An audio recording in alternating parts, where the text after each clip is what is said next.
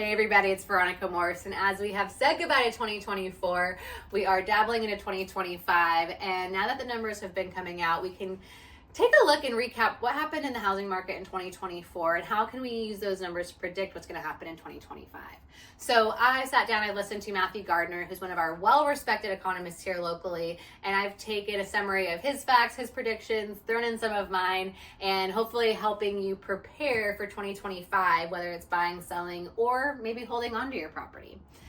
But let's take a look at the economy as a whole really quick. Let's take a step back. In 2024, we did see inflation trickle down, which was great. We saw some rate drops go down, which is great. But starting off in 2025, we are post-election. There is still a lot of unknown. So the consensus is that there are only going to be 2 Fed rate drops in this next year. And we do know that Fed and the mortgage interest rates, they're not in line with one another, but historically we have seen the trend, and we'll talk about mortgage rate forecasts in a little bit here.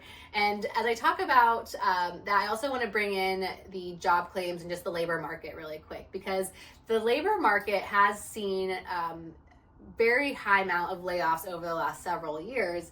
And in Washington, it's not too different. We didn't add a lot of jobs. There were only 15,700 jobs added last year. Surprisingly, a lot of them in the government sector.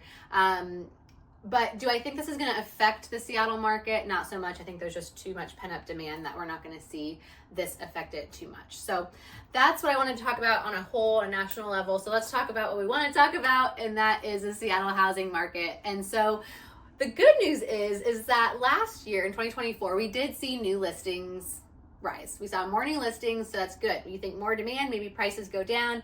Well, we'll talk about that in a second. But what I do want to show you in comparison is, let's look at 2019. 2019 was the year before COVID, before the roller coaster of years followed. So let's just call this a quote unquote the last normal market per se. If we look at the new listings in 2024, comparing them to 2019, we are still down 20%. And we were actually down 30% pending sales. And so we are still needing a lot more homes and a lot more sales to get kind of back to quote unquote a normal market per se.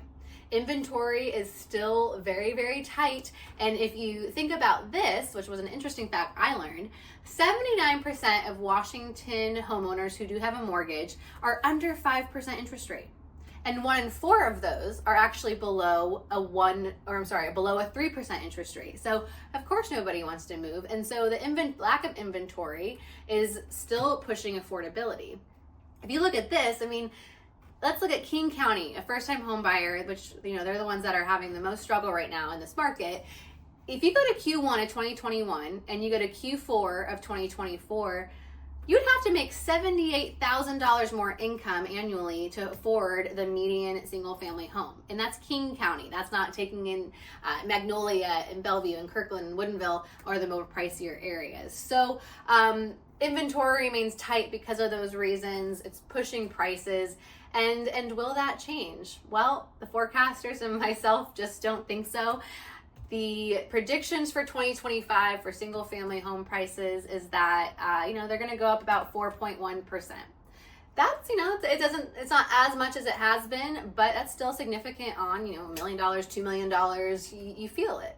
So you'll actually see in Snohomish and in Pierce County, those predictions are even higher than King, and that's because as predictions are that as people get forced out of King County for affordability, they go over to Snohomish and Pierce, and that creates more demand and thus upping those prices over there.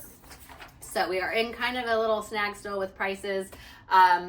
We did see last year with interest rates doing what they did, we did see median list prices go down a little bit, which is nice. But again, the inventory is just still not there. And even as interest rates rose, the prices also rose. So if you look at this, we're looking at median sale prices in last year over year change. Woodinville saw a 14% increase in median sales price.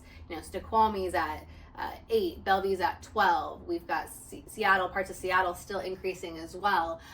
So all in all, these high interest rates didn't do much with pricing, and I think that's going to continue into 2025, but just maybe not as a steep of a increase. So I do want to talk about an opportunity though, which could be condos.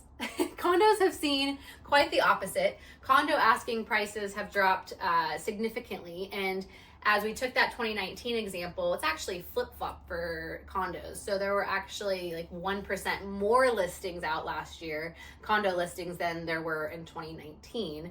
So is there opportunity to get in at a great price, less competition? Absolutely. And Martha Gardner believes there is a lot of opportunity.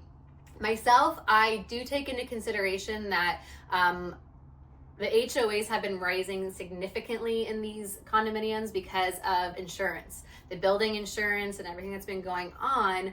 A lot of insurers are getting out of the condo area, and so we have less options, and we're seeing HOAs rise quite a bit. So will that deter people? It might. So I don't see a huge up in condo activity in the sense of people purchasing, with Amazon going back to work, maybe more in the Seattle, proper in that area. But in regards to the east side, I don't know. I don't know for sure, but I think those HOAs are going to deter quite a few buyers. So let's talk about just the predictions so far. With that, again, prices are going to rise, but slightly. Inventory is still going to remain a problem, and until we get these sellers at their 5% or below interest rates to sell, that's the only time it's going to really help open things up. So I do think there are going to be more buyers out here. So it could very well be that there are going to be more demand this year than there was last year, just because now that the predictions have come out that interest rates are probably going to be hovering, in the 6.3 to 6.66% all year round. As a buyer, when they get to that point, they say, okay, this is normal, we're going to go shop, rather than last year where it was, sevens, and it just freaked people out. So I do think that as more buyers come into the market, but that percentage still isn't enough for sellers to sell, I think it is going to create a little bit more of a supply and demand issue, and I think it's going to start telling in our spring market of what that's going to entail. So if you have questions about this, if you would like the full slides to really get down 78 slides of just economic and forecasting and so forth of the area, please let me know. We're happy to give those to you, and we would like to help you prepare for 2025, whether you are buying, selling, or holding. So reach out to me, Veronica Morss, and I look forward to helping you in 2025.